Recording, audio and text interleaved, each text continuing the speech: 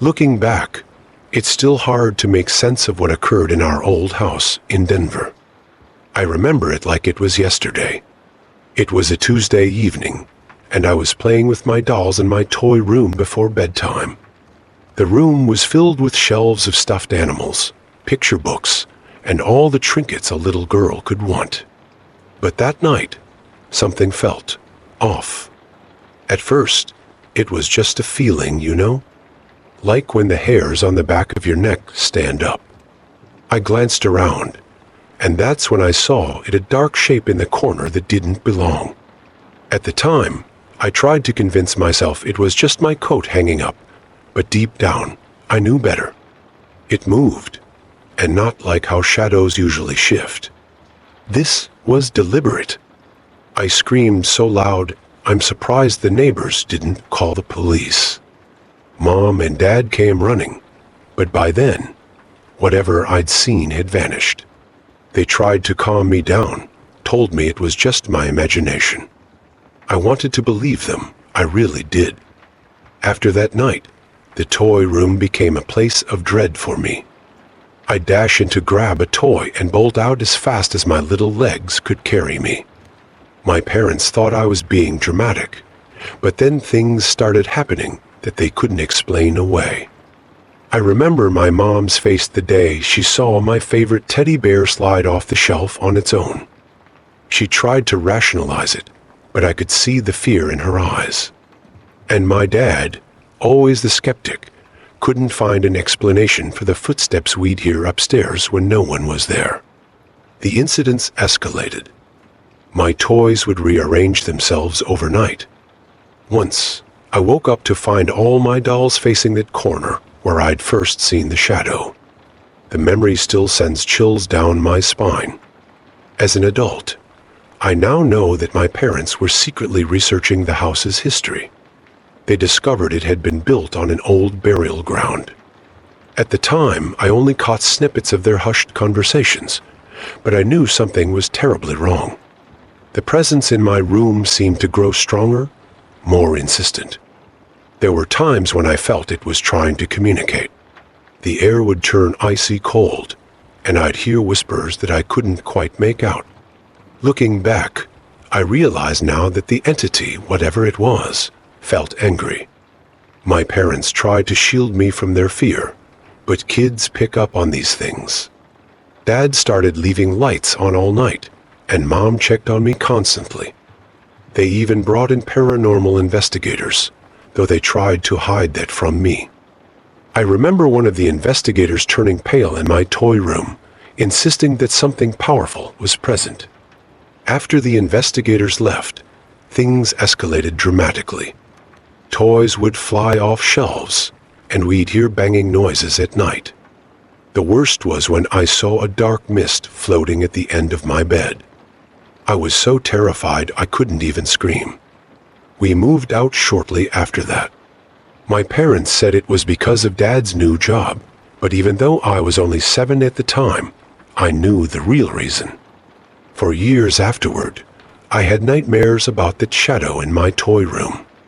Even now, as an adult, I sometimes wake up in a cold sweat, the memory of that presence still vivid in my mind. Was it really a ghost? Or something else entirely? I may never know. But one thing's for certain, those experiences in Denver shaped my life in ways I'm still trying to understand. And to this day, I always check the corners of my room before I go to sleep.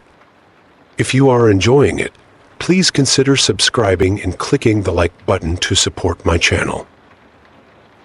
It all started about 6 months ago, not long after I moved into my dream apartment, a sleek penthouse on the 45th floor of a high-rise in Midtown Manhattan.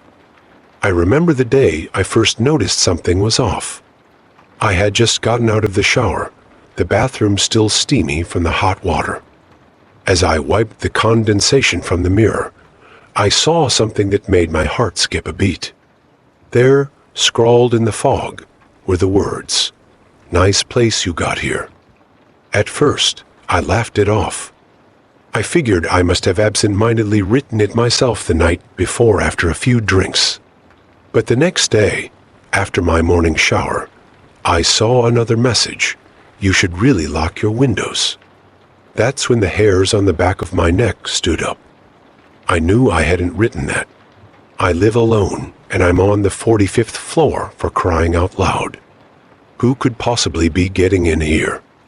I spent the next few days in a state of constant anxiety. Every creak, every shadow made me jump. I checked and double-checked all the locks, even called a locksmith to install additional deadbolts. But the messages kept coming. Your coffee's getting cold. I like your new tie. You talk in your sleep. Each one more personal, more intrusive than the last. I couldn't shake the feeling of being watched, of someone invading my private space. The luxury apartment that I'd been so proud of now felt like a gilded cage. I tried talking to the building management, but they dismissed my concerns. Mr. Walker, they said, our security is top-notch. No one could possibly be entering your apartment without authorization. But I knew better. Someone was getting in somehow. That's when I decided to take matters into my own hands. I set up a hidden camera in the bathroom, angling it towards the mirror. The next morning, with shaking hands, I reviewed the footage. What I saw chilled me to my core. The video showed me getting out of the shower, wiping the mirror, and then nothing. No one entered the bathroom. But as I watched, words began to appear on the mirror as if written by an invisible hand.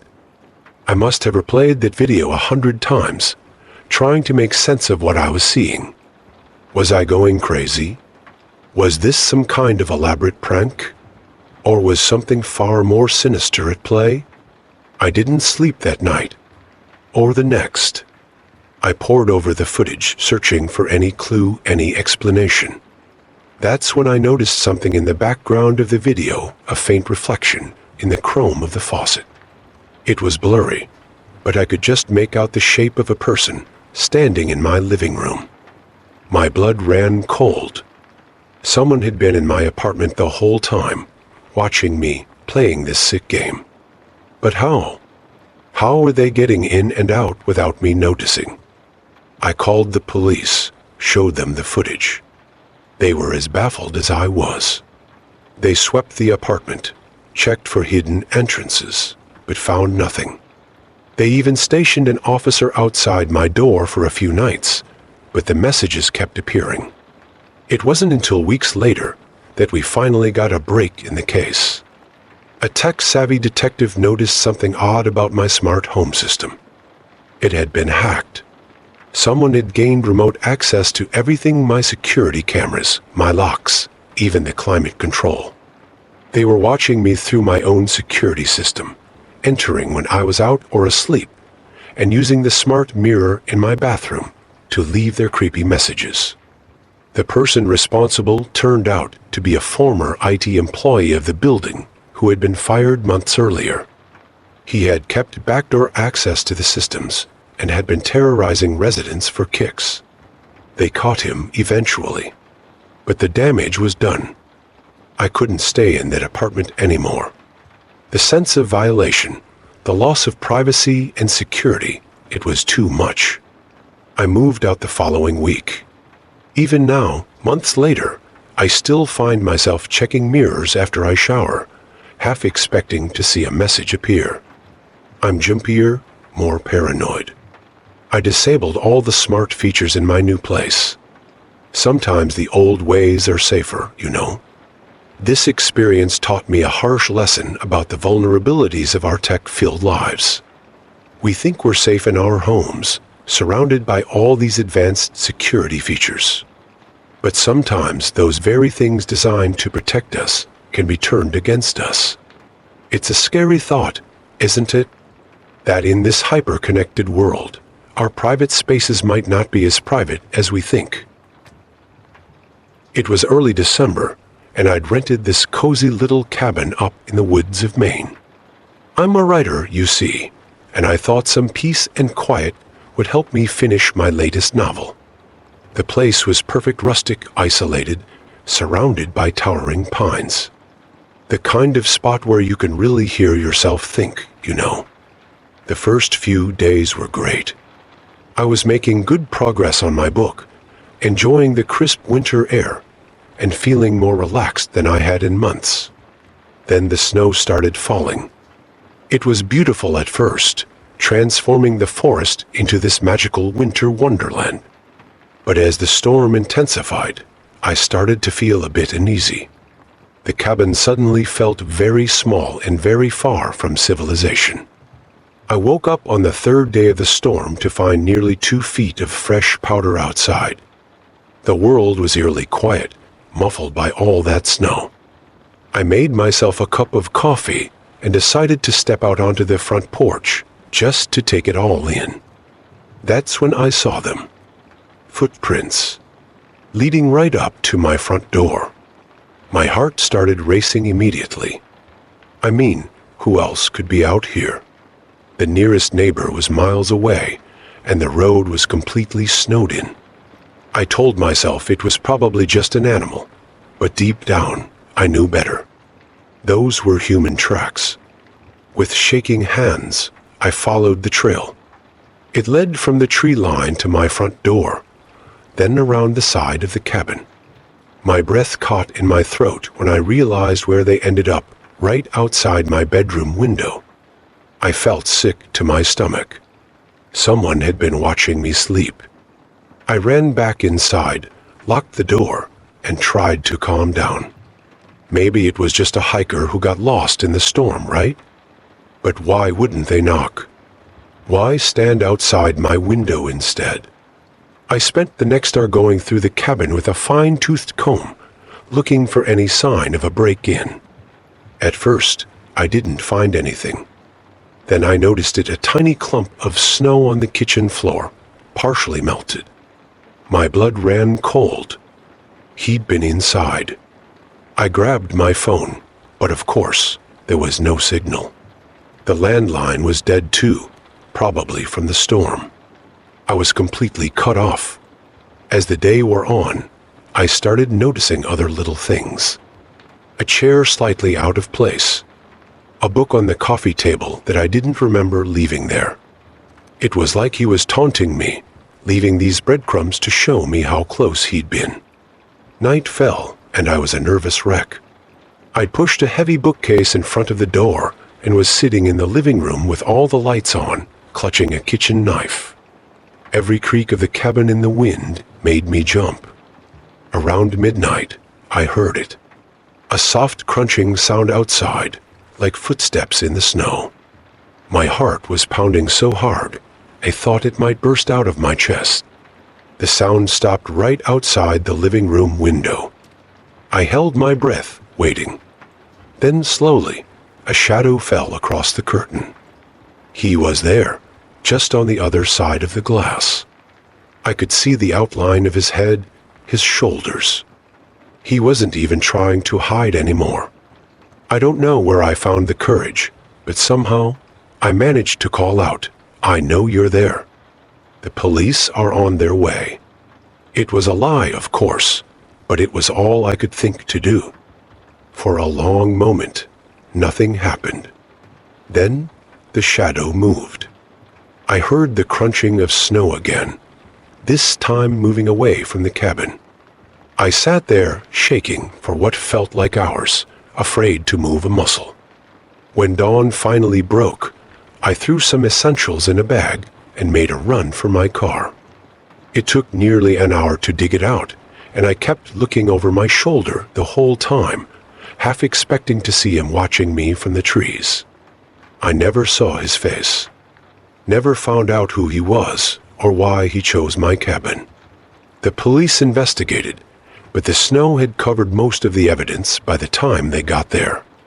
They found some fingerprints that didn't match mine, proof that I wasn't just imagining things, but they never identified the guy. It's been 2 years now, and I still have nightmares about those footprints in the snow, about that shadow at my window. I don't do isolated cabins anymore. Hell, I barely even like being alone in my own apartment some nights.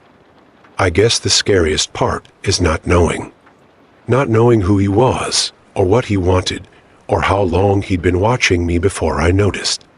It makes you realize how vulnerable we all are, how thin the line is between peace and terror. I just moved into this beautiful old house on Chestnut Street. It was a dream come true, 3 stories of Victorian charm with original hardwood floors and intricate moldings. But from the first night, something felt off. It started with this nagging feeling of being watched. You know that prickly sensation on the back of your neck? Yeah, that. I'd be reading in my bedroom or doing dishes in the kitchen, and suddenly I'd get this urge to look out the window. And there it was, this dark, humanoid shadow, just standing there on the sidewalk. At first, I thought it was just a trick of the light. The street lamps in this part of town are pretty old, and they cast weird shadows.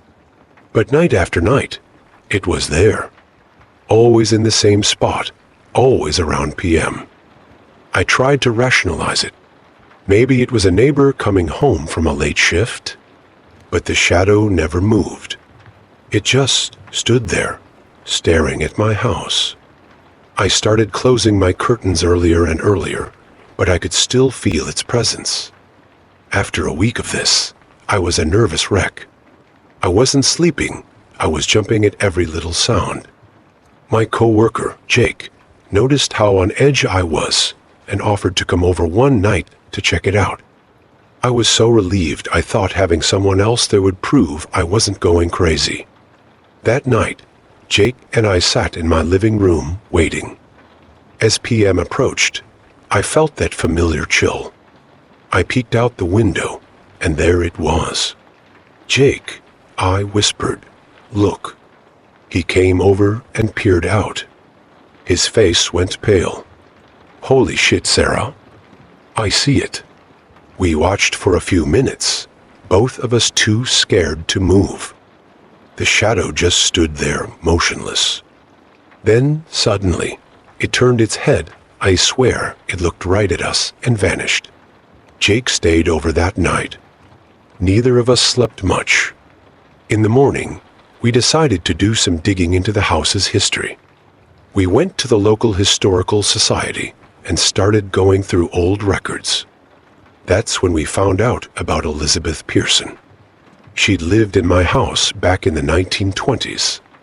According to the records, she'd lost her fiancé in World War I and fell into a deep depression. Every night, she'd stand vigil at her window, waiting for him to come home. One night, a neighbor found her collapsed on the sidewalk in front of the house. She'd died of pneumonia, they said, but some people whispered that she died of a broken heart. The thing is, the spot where they found Elizabeth. It's exactly where I'd been seeing the shadow. After that, the sightings stopped. But sometimes when I'm up late, I still get that feeling of being watched. And on cold nights, I swear I can hear someone softly crying outside my window. Thank you for listening. Now try to sleep.